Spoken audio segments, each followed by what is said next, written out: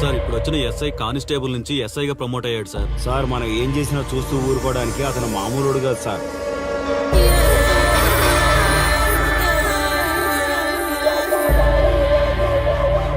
అతను మనకు అలవాటు అయ్యేంత వరకు మనం కొంచెం కంట్రోల్లో ఉందాం సార్. రేయ్, వార్నింగ్ ఇస్తున్నావా విషయం చెప్తున్నావా? సార్ మేమేం చెప్పినా మీ మంచి కోసమే సార్. దాన్ని తీసుకొచ్చేరా. మీరైనా చెప్పండి అమ్మా.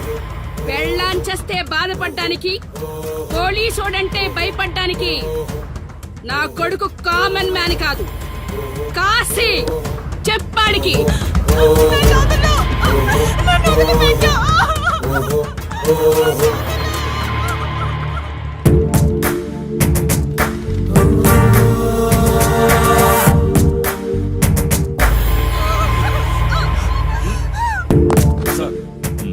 మీరున్నారంటే ఇక్కడ ఎంక్వైరీ చేయడానికి వచ్చాం సార్.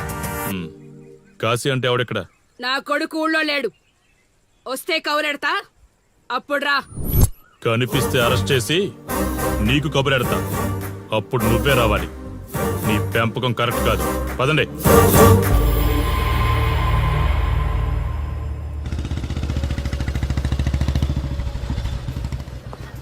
కాశీ ఎక్కడ?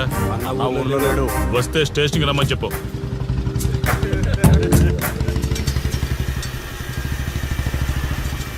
కాశీ ఉన్నాడా? ఇక్కడ లేడు. ఏమిటి సార్ ఆలోచిస్తున్నారు? ఆ కాశీ గురించేనా? మీరు ఈ ఊరికి కొత్త సార్. మీ కొత్తగా ఉంటుంది, వింతగా ఉంటుంది. మాకంతా అలవాటైపోయింది సార్. సార్, ఇతనిపై 120 కేసులు పైగా ఉన్నాయి సార్. అవి ఈ కాగితాలకే పరిమితమైనాయి సార్. ఈ పార్వతీపురం మండలంలో ఏ రాజకీయ నాయకుడు గెలవాలన్నా ఇతని మద్దతు తప్పనిసరి సార్. ఇతను 10 సార్లు గంజాయి స్మగ్లింగ్ చేస్తూ దొరికాడు సార్. పైగా 20 సార్లు దొంగ నోట్లు ముద్రిస్తూ పట్టుబడ్డాడు సార్. అంతెందుకు, మీరు అరెస్ట్ వారెంట్ పట్టుకుని తిరుగుతున్నారే, ఇలా చాలా మంది తిరిగారు సార్. కుదిరితే కొన్నాడు, కుదరకపోతే కొట్టాడు. మనకు కుటుంబాలు ఉన్నాయి సార్. నీ పేరుంటేనే వణుకు పుట్టాలన్నా.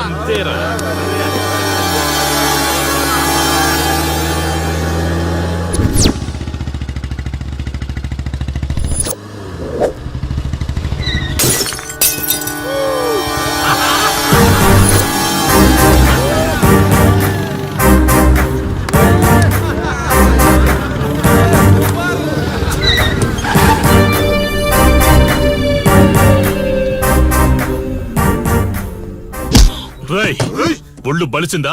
రోడ్డు మీద తాగుతున్నావు?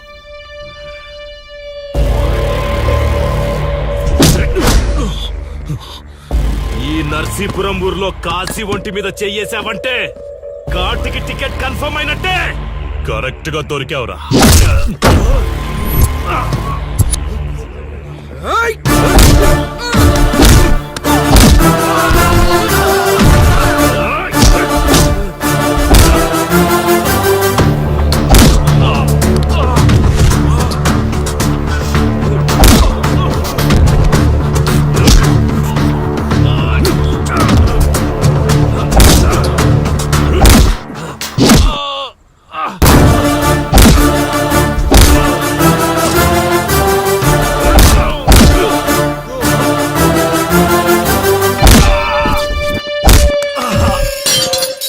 సార్, మీరు చాలా రిస్క్ చేస్తున్నారు సార్.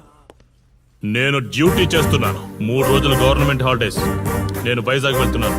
కాశీ అంటే భయపడే వాళ్ళని ఇంటికెళ్ళి భజన చేసుకోమని చెప్పండి. తిరిగి వచ్చాక వాడిని కోర్టులో ప్రొడ్యూస్ చేస్తాను. వాడిని వదిలే ప్రసక్తే లేదు. నమస్తే సార్. ఎక్కడ మీ ఎస్ఐ? వద్దా? ఎందుకు వద్దంటున్నావు కాశీ? చెత్త నా కొడక, ఊర్లో కాశీని విధవం చేసి వదిలేద్దామనుకుంటున్నావా? కాశీ పేరు వింటేనే ఊళ్ళో ఉచ్చ పోసుకునేవాళ్ళు, కానీ ఇప్పుడు కాశీ ఫోటో కనిపిస్తే ఉచ్చ పోసేలా చేశాడు. ప్రాబ్లం నాది, పోయిన పరువు నాది. నేను చూసుకుంటాను పో.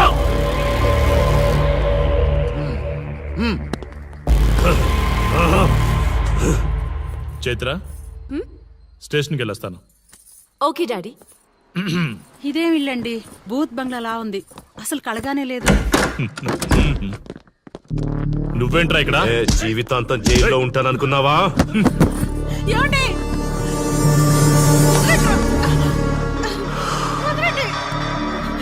నీ ఇంట్లో అసలు అందమే లేదురా. రేయ్ ఏంట్రా వాగుతున్నావు? డాడీ ఏమండి? చైత్ర హే, మా డాడీని వదలండి వదలండి వదలండి. ఒక్క నిమిషం ముందు అబద్ధం చెప్పాన్రా. అందమంతా నీ ఇంట్లోనే ఉంది. ఎవరికి ఎంత కసుందో తీర్చుకొని వచ్చేయండి.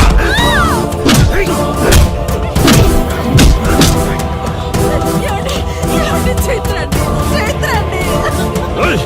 డాడీ డాడీ వదలు.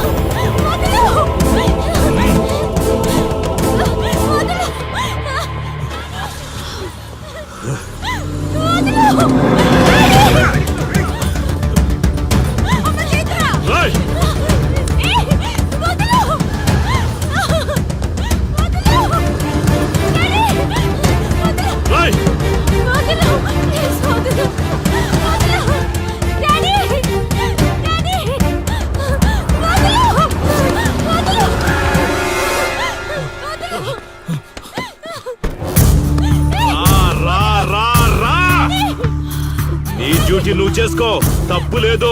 నా పెళ్ళాం కేసులో వేలు పెట్టి నా గురించి తెలుసుకోకుండా ఈ ఊర్లో అడుగు పెట్టి నేనంటే భయపడే ఈ జనం ముందు నా మీద చెయ్యి వేశావు, అది తప్పు.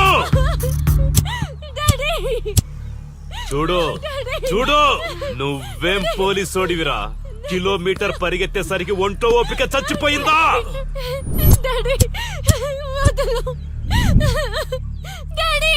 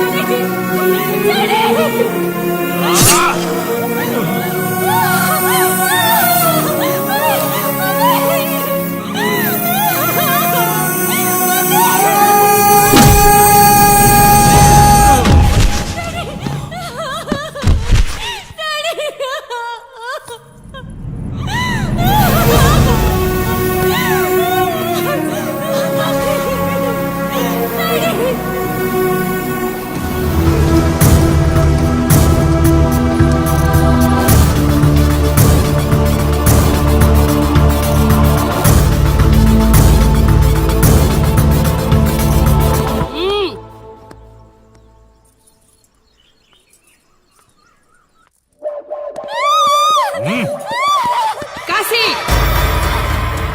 నొప్పి ఒక్కరోజు తెలిస్తే చాలదు. నువ్వు 3 రోజులు జైల్లో ఉన్నావు. అది జీవితాంతం మన ఇంట్లో బందీగా ఉండాలి.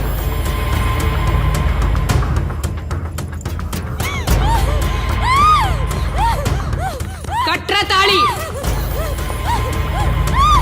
ఎక్కడికి పోతావే?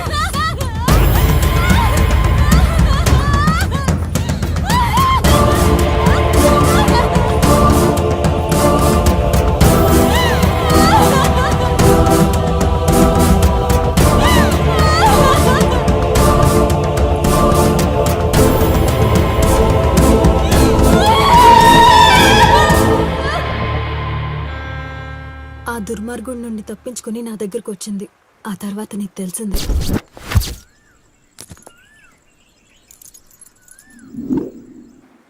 ఇంతకీ ఏ ఊరన్నావు? అదేదో పార్వతీపురం దగ్గర నరసీపురం అటబా, అంతేనా? ఒరే శర్మ గారు, ప్రయాణానికి సిద్ధం చేయరా.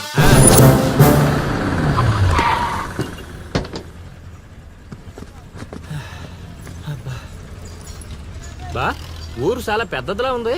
ఎక్కడ వెతుకుతావు? రే శర్మ గారు, నడవడానికి కాళ్ళు, తిరగడానికి ఓపిక 2 ఉన్నాయి కదా. ఐసులా పోనే. పోసేసుకుంటారు.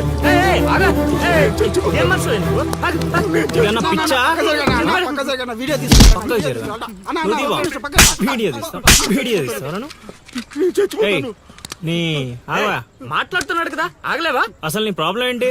చెప్తే ఆరుస్తారా తీరుస్తారా? నా సావు నన్ను సావనివ్వండి. అయ్యా చచ్చేదో చెప్పిసావు, మాకు క్లారిటీ ఏడ్చుద్ది. ఏరా, నువ్వు పత్తి రైతువా? కాదు, వరి రైతుని. వరికి పురుగు పట్టిందా? కాదు, పంట కూడా బానే పండింది, డబ్బు కూడా చేతికొచ్చింది. పంట పండితే పండగ చేసుకోవాలి, ఈ సావులేంట్రా? బావా, నువ్వేం డీల్ చెయ్యి, నేను వెళ్ళి చైత్ర గురించి తెలుసుకొని వస్తాను. ఇప్పుడు చెప్పు అంకుల్, ఏంటి నీ ప్రాబ్లం? నేను కాడ అప్పు తీసుకున్నాను. డబ్బులు వచ్చాయన్నావు కదా, ఇచ్చేయి. ఇచ్చేద్దామని నిన్ను అనుకున్నాను ఆడసలు పుచ్చుకోనే లేదు. ఎందుకు వడ్డీ ఎక్కువైందా? వడ్డీ వాడు పక్కన ఉంచే. ఆడ అసలే వద్దన్నాడు. మంచిదేగా, డబ్బులు మిగిలాయి. ఆ, ఏటి మిగిలేది? సిక్కంతా ఇక్కడే ఉంది. ఊరు అమ్మోరు పండుగ మొదలై 3 రోజులు అయింది. అయితే ఏటైతే ఆడి దగ్గర అప్పు తీసుకున్న వాళ్ళు అందరి ఇంటి ముందుని రోజుకు ఒక డ్రామా వేస్తున్నాడు. అదిగో టెంట్ కూడా రెడీ అయిపోయినది. ఏంటేస్తే? అది నీకు టెంట్ లాగా ఉందా, నాకు పాళ్ళలాగా ఉంది. ఆ? అర్థం కాలేదా? రా చూద్దుగానే.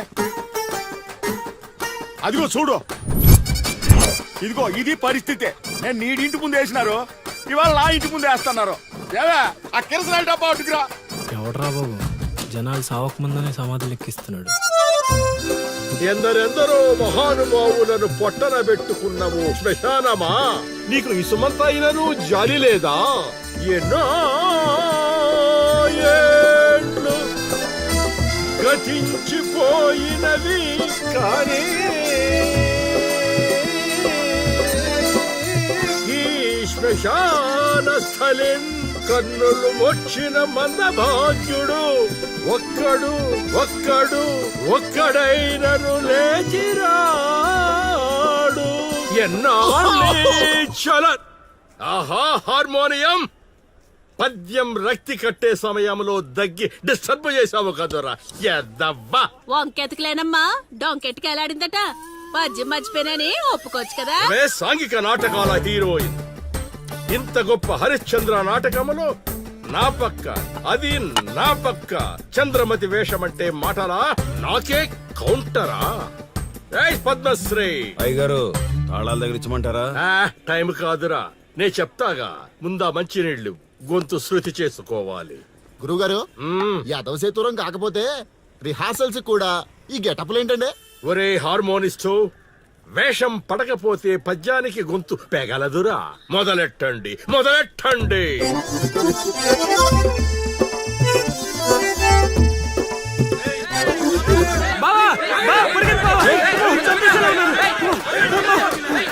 ఏం చేసావురా? నేనేం చేయలేదు బావా. ఈ ఊళ్ళో చైత్ర అనే అమ్మాయి ఉంది, మీకు తెలుసా అని అడిగా. అంతే, చైత్ర అంటే చిత్ర అని వినిపించిందట. దాని పిల్లవట బావా. అరే శర్మగా, నీ ఎంత పని చేశారా? చైత్రాన్ని చిత్ర అనుకుంటేనే 10 కిలోమీటర్లు పరిగెత్తించారు బావా. ఇంకా నయం, డైరెక్ట్ గా వెళ్ళా కాశీగాడిని అడగలేదు. కూర్చోబడిపోతుంది బావా. అమ్మా, చైత్రం వెతికి రూట్ ఇది కాదురా. మరేంటో తమరే చెప్పండి బాబు. అమ్మా,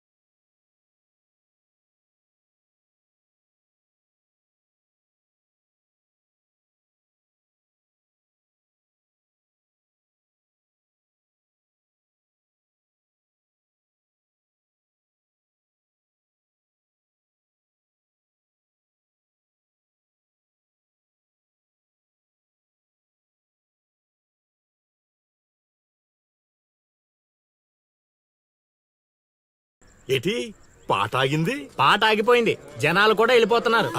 గా, అలా కొయ్యిలా నిలబడపోతే 10 రూపాయలు ధర్మం చేయొచ్చు కదా. హతవిధి కళాకారుడు యాచించుటయా? కళామ తల్లికి తీరని అవమానము కదా. అంటే ఆ రోజుల్లో రాముణ్ణి వెతుక్కుంటూ లవకుశులు ఆ ఊరు ఈ ఊరు గానం చేసుకుంటూ తిరిగారు కదా. మేము కూడా ఓ కళా పిశాచి ఉన్నాడని. కళా పిశాచి కాదు, పిపాసి. అదే కళా పిపాసి ఉన్నాడని తెలుసుకొని ఆయన కోసం వెతుక్కుంటా. అవును. ఏమిటి, నా ఊళ్ళో నాకు తెలియని అంత గొప్ప కళాకారుడు ఒకడున్నాడా? ఉన్నాడు సార్, ఆ? పిచ్చప్పారావు అని, అలియాస్ సుయోధన సార్వభౌముడు. నిజంగానే ఏడిపించప్పారు బా. ఎందుకు సార్ అలా ఏడుస్తున్నారు? 10 రూపాయలు అడిగామా నేనా? వద్దులేండి సార్. ఆగండి నాయన. మీరేటండి, అసలే మాకు టైం లేదు. పక్క వీధికి వెళ్ళి అడుక్కోవాలి. నీకు అవసరం లేదు నాయన. ఏ ఈ రోజు మొత్తం కలెక్షన్ మీరే ఇచ్చేస్తారా? కాదు నాయన, మీరు వెతుకుతున్న ఆ పిచ్చి అప్పారావు అలియా సుయోధన సార్వభౌముణ్ణి నేనే నాయన. బాబు గారు లేవండి లేవండి లేవండి, అవసరం లేదు నాయన. ఏ మా కోసం మీరు అడుకుంటారా ఏంటి? లేదు లేదు, మీ ఆకలి నేను తీరుస్తాను. ఒరే పద్మశ్రీ, అయ్యగారు తాళాలు తగిలించమంటారా? ఇప్పుడు కాదురా, ఇంకా దానికి టైం ఉంది. ముందు వాళ్ళ దగ్గరున్న వాయిద్యాలు తీసుకో. ఇప్పుడు వాళ్ళు మన అతిథులు, అర్థమైందా? రా. ఇంతకీ మన దేవురు నాయనా? సిల్కలూరుపేట. ఓహో, అవును, అక్కడ కళాకారులు ఎక్కువే. అవునవును, అక్కడ అన్ని రకాల కళాకారులు ఎక్కువే. అవును, ఈ లవకుశులుగానే ఎందుకు చేయాలనుకున్నారు? ఏ రాముడో కృష్ణుడో చేయొచ్చుగా. అంటే చిన్నప్పటి నుంచి అలవాటు చేసుకున్నాను సార్. వయసు పెరిగిన కొద్దీ మీసాలు గడ్డాలు పెరిగిపోయాయి. అవునండి, వాటికి ఎరువులు వేయాల్సిన అవసరం గానీ నీళ్లు పోయాల్సిన అవసరం గానీ ఉండదు కదండి. వాటంతటో పెరుగుతుంటాయి. అవునయ్యో, ఈ ఊరంతా నా కళకు అభిమానులే. నా అంత గొప్ప కళాకారుడు కావాలంటే మీరు కూడా నాతో ఉండిపోండి. సార్ ఆ ఇల్లే వద్దు సార్. ఏది అదా? కాశీ అని మా బంధువుల ఇల్లే. ఓహో. అదిగో ఎదురుగా వస్తోంది అమ్మవారి ఊరేగింపు, ఆ ఇంటికే వెళుతోంది. చూడు బాబు, ఇదే మా ఇల్లు. ఈ కళాపిపాసి ఆహ్వానాన్ని స్వీకరించండి. రండి. సార్ ఇవన్నీ మీకొచ్చినవేనా సార్? కొన్ని తెచ్చి పెట్టుకుంటే నీకు కూడా వస్తాయి బాబు. పార్వతి, కళని కళాకారుల్ని అవమానిస్తున్నావు. అలానే కదా బంగారు ప్రాసులు కాస్త దాన్ని ప్రాసులు చేసేశారు. ఆ ధాన్యాన్ని బియ్యం చేసి తింటేనే కదమ్మా బంగారమైన సంపాదించగలం, లేదా బంగారంలో బతకగలం. సెహబాష్ సెహబాష్, నీ మాటతోనైనా కొందరి కళ్ళు తెరుచుకోవాలి. అన్నట్టు వీళ్ళు ఆ అర్థమైంది. ఏమే ఇంకో ఇద్దరు కంట వండి పడే తినిపోతారు. సత్రంలో తయారైంది కొంప. ఇది 1980లో వచ్చింది, ఇది 90లో వచ్చింది. సార్ ఇవన్నీ మనకొచ్చినవని చెప్పుకోకపోతే బతకలేదు సార్.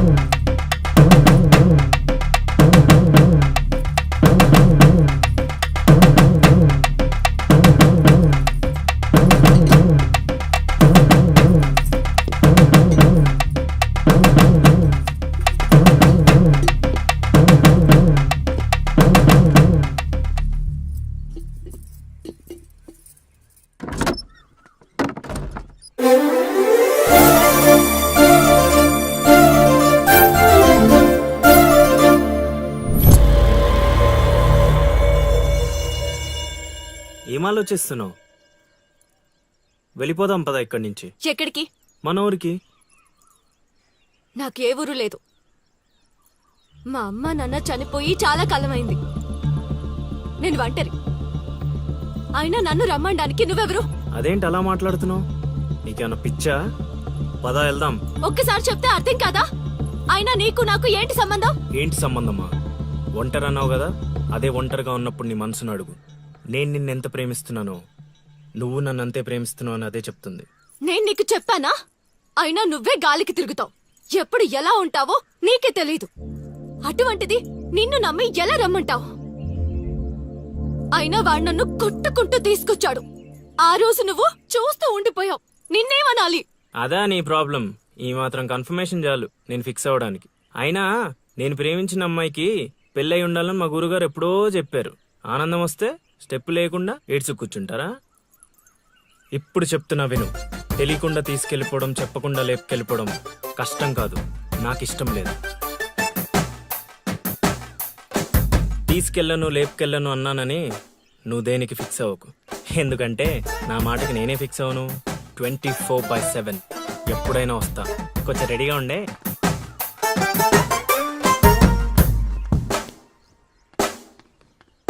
రే కాశీ, ఇంట్లో దేవుడున్నాడు. ఈ 10 రోజులు పద్ధతిగా ఉండమని చెప్పా నీకు.